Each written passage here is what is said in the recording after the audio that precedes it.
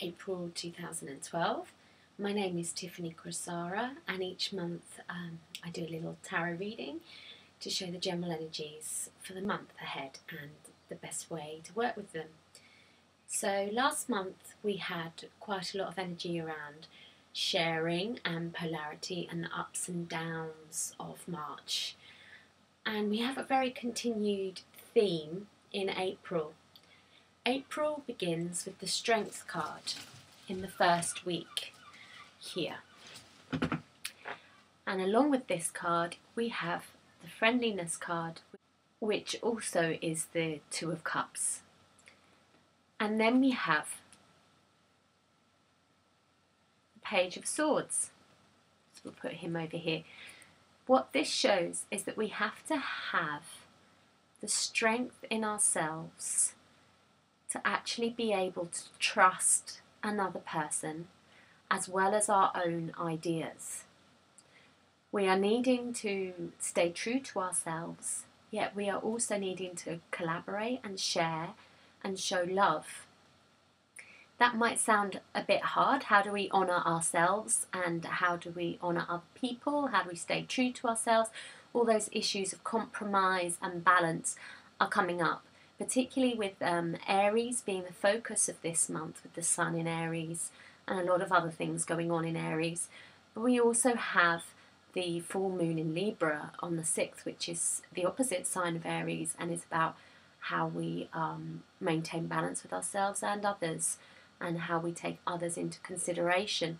So you can see these themes coming up very strongly here in the first week of April. It's very inspirational and it feels really nice and it feels really good. So have the courage to believe in your dreams in the first week of April, because it's coming up beautifully there. Don't block it, believe in it, allow it to flow. Interestingly enough, you could see this first week as, in a way, the meeting between the masculine and the feminine and creating the offspring, the strong attraction here, the coming together here, and the offspring here. So this is your creative process of the masculine and the feminine coming up together with something to bring out into the world. And in the second week we have a very similar kind of continuation. If we see that time is speeding up, what you have here is a very classic letting go situation of children flying the nest and other things. So symbolically this here is talking about your creation, and this is Mystic, and I'm surprised she hasn't done that before. She loves tarot, so I did call her Mystic Mog.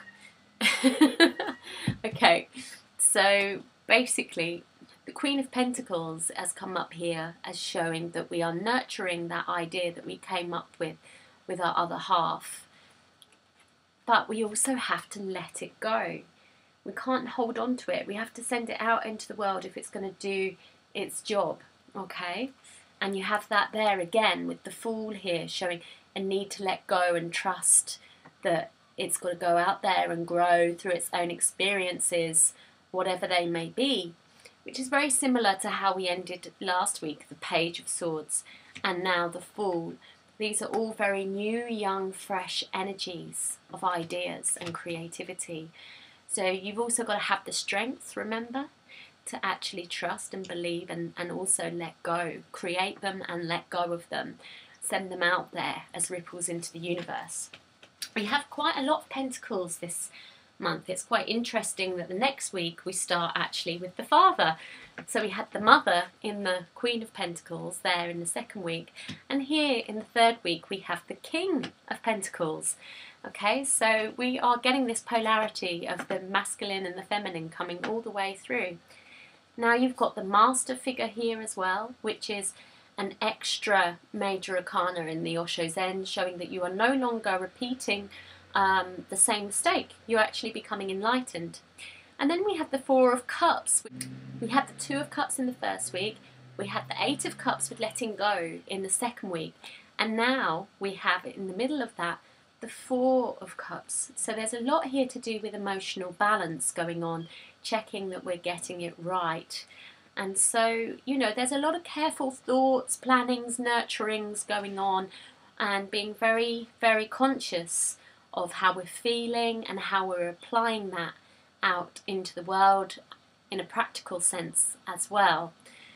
So, interesting week, the third week. It feels like it's all about mastering our emotions and our practicalities. Again, maybe the two opposites of life and how we get that balance.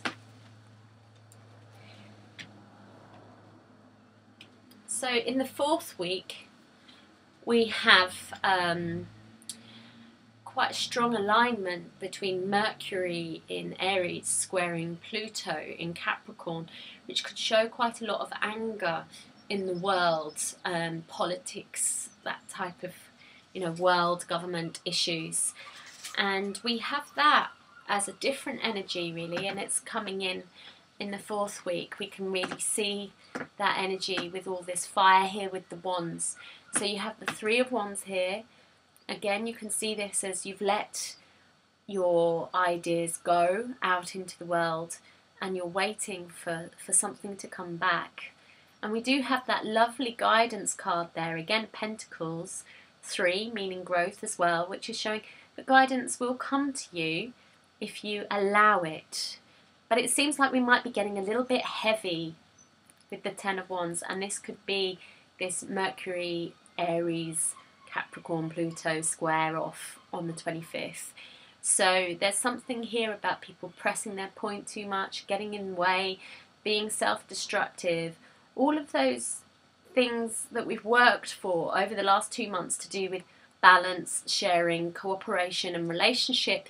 We have to be very careful that we don't blow it on this fourth week of April, when the energies are quite fiery and quite impulsive and quite self-destructive. You do have guidance coming through here. It is showing that the universe knows what it's doing for you personally as well as on a global level, and there's no need to force the issue. Okay, so just be aware of your emotions at that time, because we have got quite a lot of emotions this month with the cups coming up, and they have seemed to be quite thoughtful, quite passive, quite cooperative, and then suddenly they seem to switch, which is very Aries Libra as well, and it's about getting that balance correct so that we don't feel that we're giving away too much of ourselves and we have to really rein it back in. We need to make sure that we stay balanced throughout this month of April. And yeah, that brings me on to the last lot here, which is the General for April and the Chariot. And the Chariot is all about being balanced, because if he doesn't have that balance between the two polarities again, then, you know, the Chariot will be pulled over and he won't be getting to his destination. So that's a very strong message for this month, okay? And that is so perfect with the next card, Adventure. Yeah, the Chariot is going on an adventure. It's an unknown journey, just like the Fool that we had and the Page of Swords, very childlike energies, just like with this Adventure card, which is actually the Page of Pentacles. So we've actually had the whole family of Pentacles apart from the Knight, which is interesting. We've got the father, the mother, and the child, the youngest child, and this is repeated throughout this reading, as you have seen. So it's very much about nurturing your little projects and making sure that you stay balanced enough to nurture them properly. And we end with the Hangman. Interesting, because we have this polarity this month about going forward and going backwards, going forward and going backwards.